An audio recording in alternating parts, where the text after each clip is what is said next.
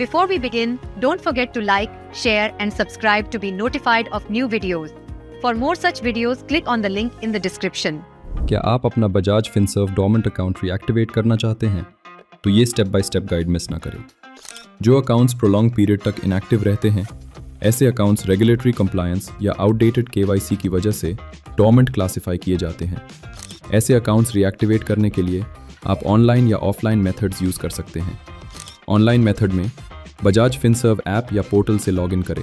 Service section में dormant account reactivation option search करें। Required documents के साथ केवाईसी वेरिफिकेशन करें और रीएक्टिवेशन रिक्वेस्ट सबमिट कर दें। अगर ऑफलाइन मेथड यूज़ करना चाहते हैं तो लिस्टेड डॉक्यूमेंट्स के साथ अपना nearest Bajaj Finserv branch visit करके कस्टमर रिप्रेजेंटेटिव से मिले। अपना डोरमेंट अकाउंट तुरंत रीएक्टिवेट करें और अनइंटरप्टेड एक्सेस पाए।